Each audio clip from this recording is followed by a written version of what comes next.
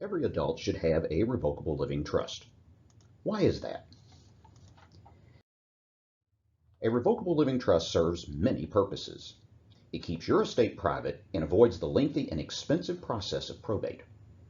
It allows for immediate access to funds for your spouse and children. It allows long-term planning for distribution of your estate long after you're gone.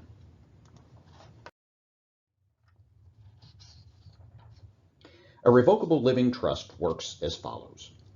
You become a grantor and create your revocable living trust. Your assets are placed into your revocable living trust, which is known as funding of the trust. You still own your assets and enjoy their use, benefits, income, and rewards of same. However, they are now held by the revocable living trust for estate planning purposes. You can still handle your assets as you always have. You can sell, replace, or give away assets. In addition, you can purchase new assets, which would be put into the revocable living trust as well. Then, upon your death, the trust is distributed in accordance with your wishes to your family, heirs, or charities. There are several special provisions that can be addressed in the revocable living trust, some of which include the modern and blended families, minor children, higher education for children, pet trust, special needs trusts, and many others. We can customize your revocable living trust with special provisions based on your specific needs and circumstances. Today's modern family can have many different looks, which require specific customized planning in your revocable living trust. Some examples of the various modern family setups that can be provided for in the revocable living trust are as follows. The married couple. This is the first marriage for both parties with no children from prior relationships. The blended family. This may not be the first marriage of one or both spouses, and/or a spouse has children from a previous relationship. There's the single parent. There are same-sex couples that may fall into the blended family scenario in that one spouse may have biological children that have not been adopted by the other spouse. We have grandparents raising their grandchildren, which may include grandchildren that they have become guardians over and/or adopted. There are also domestic partnerships. This involves life partners who are not married. Here is an example flow chart for the married couple for whom there are no children from a previous relationship. Upon the death of the first spouse, the trust goes to the surviving spouse. Upon the death of the second spouse, the trust goes to the children, heirs, or charities that are named in the revocable living trust. Here is an example flow chart for the married couple, blended family, wherein there are children from a previous relationship. There are two parts to this trust, Part A for one spouse and Part B for the other spouse. Upon the death of spouse A, their portion of the trust can provide for spouse B, if you choose to do so, and/or it is distributed to their children, heirs, or charities named in the revocable living trust. Upon the death of spouse B, their portion of the trust can provide for spouse A, again, if you choose to do so, and/or it is distributed to their children, heirs, or charities named in the revocable living trust. The revocable living trust is very important for single parents.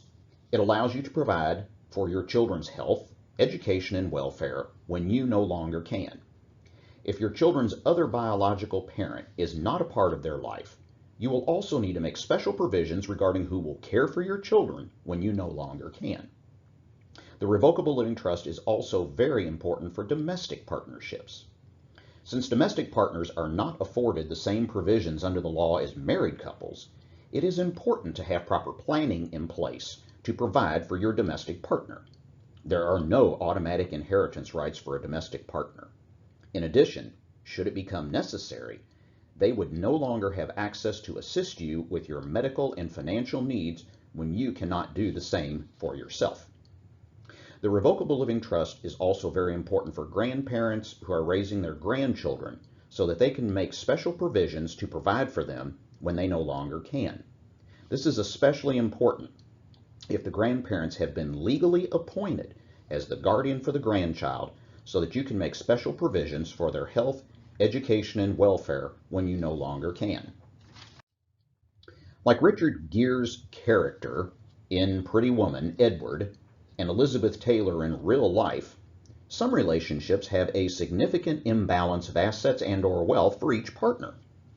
When one spouse has substantially more assets than the other partner that they have brought into the marriage, the revocable living trust can become irrevocable upon the death of that spouse to protect those assets and provide for heirs and/or charities in accordance with their wishes.